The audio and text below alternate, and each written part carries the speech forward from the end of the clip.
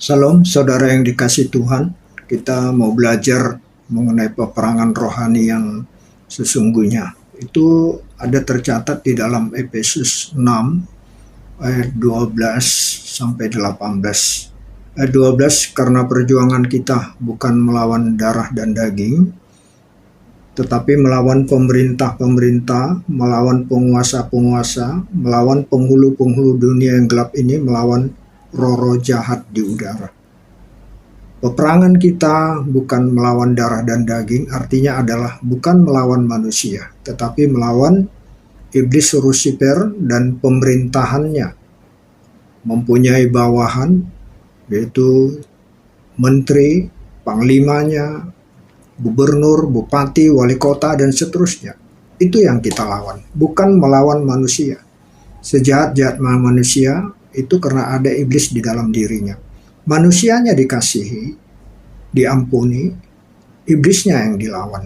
Karena bukan dari dirinya dia melakukan itu, dari gagasan iblis.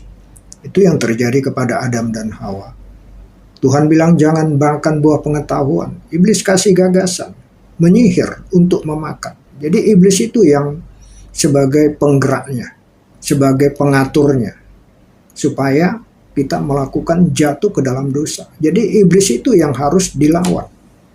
Ayat 13, sebab itu ambillah seluruh perlengkapan senjata Tuhan. Ambil seluruh perlengkapan senjata Tuhan untuk apa? Untuk melawan. Supaya kamu dapat mengadakan perlawanan pada hari yang jahat itu dan tetap berdiri sesudah kamu menyelesaikan segala sesuatu. Selanjutnya dikatakan kita harus melakukan dengan berdiri tegak, berikat pinggangkan kebenaran, berbaju jirahkan keadilan. Berdiri tegak, meyakini bahwa kita adalah orang-orang pemenang, anak-anak Tuhan, orang-orang yang diberkati oleh Tuhan, bisa berkemenangan, berbaju jirahkan keadilan, adil dalam segala sesuatu, tidak pandang bulu, tidak memilih-milih orang, berlaku adil, kaya miskin sama semua, karena di hadapan Tuhan semua sama. Saudara kita Petrus mengatakan di dalam 1 Petrus 5 ayat 8 sampai 9. Sadarlah dan berjaga-jaga lawan musuh iblis. Kita diminta untuk sadar. Kenapa saudara? Dia pernah tidak sadar. Dia pernah menarik Yesus ketika Yesus mengatakan bahwa Yesus akan mati. Itu tercatat di dalam Matius 16 ayat 21-23.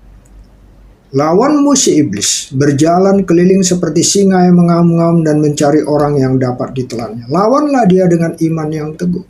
Sama seperti dengan yang disampaikan oleh saudara Paulus. Melawan dengan iman yang teguh. Iman itu adalah artinya benteng kita untuk melawan semua gagasan iblis. Misalnya ada barang tinggal di jalan, tidak ada orang yang terlihat, tapi iblis akan bisa kasih gagasan. Ambil aja, gak ada yang lihat. Sayang. Padahal itu adalah milik orang lain. Kalau kita ambil, kita sudah melakukan dosa mencuri. Itu permainan alam roh. Bahwa semua saudaramu di seluruh dunia menanggung penderitaan yang sama. Lawanlah dia dengan iman yang teguh, sebab kamu tahu bahwa semua saudaramu di seluruh dunia menanggung penderitaan yang sama. Jadi bukan hanya saya, bukan hanya saudara yang harus melawan, tapi semua kita harus melawan. Karena peperangan itu setiap hari, setiap saat. Kita perhatikan waktu Petrus dipakai oleh iblis untuk mengguru Yesus, menariknya ke samping dan mengatakan itu tidak, sekali-sekali tidak akan menimpa engkau. Matius 16 ayat 21-23. Sejak waktu itu Yesus mulai menyatakan kepada murid-muridnya bahwa ia harus pergi ke Yerusalem dan menanggung banyak penderitaan dari pihak tua-tua, imam-imam kepala dan ahli-ahli Taurat, lalu dibunuh dan dibangkitkan pada hari ketiga. Jadi Yesus mati tapi bangkit. Ini yang nggak ditangkap Petrus. Dia melihat matinya saja. Ayat 22, tetapi Petrus menarik Yesus ke samping dan menegur dia, katanya, Tuhan, kiranya Tuhan menjauhkan hal itu. Hal itu sekali-sekali takkan menimpa engkau. Ayat 23, maka Yesus berpaling dan berkata kepada Petrus, "Enyahlah iblis, engkau suatu batu sandungan bagiku, sebab engkau bukan memikirkan apa yang dipikirkan Tuhan, melainkan apa yang dipikirkan manusia." Apa yang terjadi Adam dan Hawa? Kenapa memakan buah pengetahuan itu? Karena iblis kasih gagasan pikiran manusia. Nanti kau seperti Tuhan. Iblis berusaha supaya manusia mencuri kemuliaan Tuhan.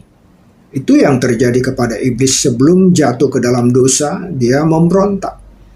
Dia ingin memuliakan diri, ingin menyayangi Tuhan, menyamakan dengan dirinya dengan Tuhan. Itu tercatat di dalam Yesaya 14 ayat 12 sampai 15. Jadi iblis itu berusaha untuk memberi gagasan seolah-olah suara Tuhan. Itu yang terjadi kepada Adam dan Hawa, sehingga mereka makan. Itu yang terjadi kepada saudara Petrus, sehingga dia menggurui Yesus, dan hal itu katanya tidak sekali-sekali takkan menimpa engkau.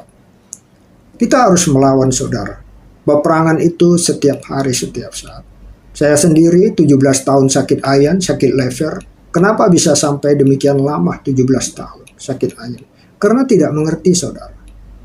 Tidak mengerti sebagai anak Tuhan. Tidak mengerti sebagai pengikut Yesus. Karena ayan itu adalah murni roh jahat. Jadi bukan merupakan virus atau bibit penyakit.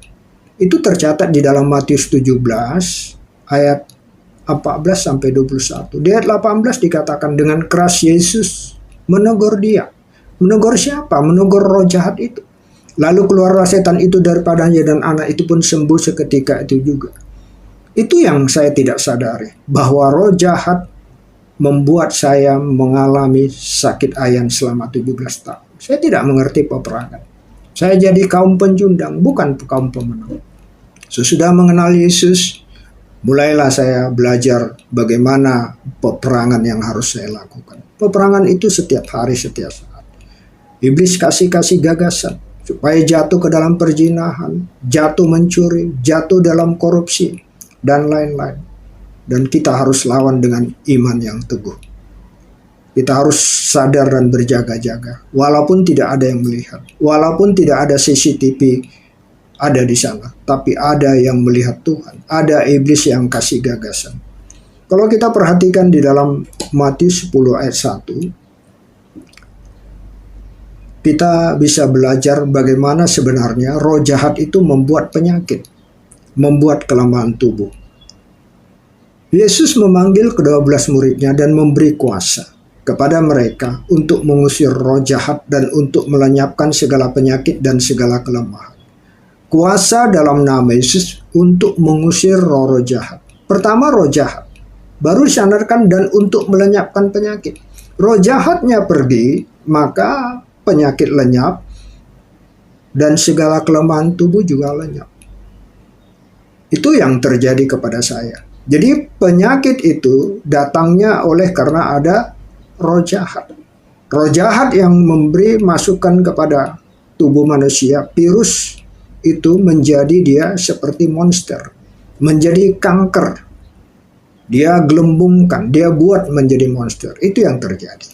Jadi roh jahatnya dilawan, supaya setan yang membuat kanker itu dimusnahkan di dalam nama Yesus. Semua setan yang membuat jadi penyakit ayan.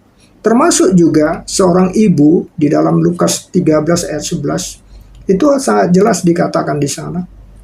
Tentang seorang ibu yang mengalami bungkuk. Di situ ada seorang perempuan yang telah 18 tahun dirasuk roh. Sehingga ia sakit sampai bungkuk punggungnya dan tidak dapat berdiri lagi dengan tegak. Jadi roh jahat itu membuat bisa badan menjadi lemah, menjadi bungkuk.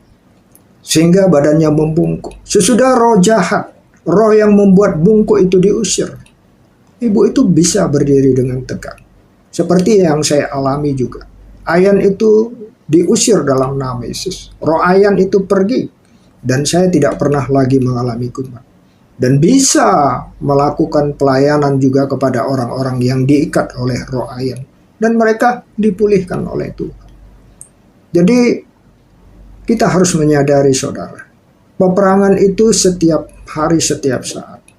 Waktu kita tidur, iblis juga bisa berusaha mengganggu kita. Melalui apa? Melalui mimpi, melalui ketindisan. Karena itu berdoa dan berjaga-jaga. Kita terus berperang, menanyakan Tuhan. Kalau ada muncul penyakit, ditanyakan Tuhan. Karena ada berarti roh jahat yang merasuk, yang maksud saya mengganggu kita melalui roh jahat itu. Diperangi, diperiksa di mana akar masalahnya. Supaya kita menjadi anak-anak Tuhan, menjadi orang-orang pemenang. Kiranya ini menjadi berkat penuh kepada kita semua. Kita adalah kaum pemenang, bukan pemecundang. Salam.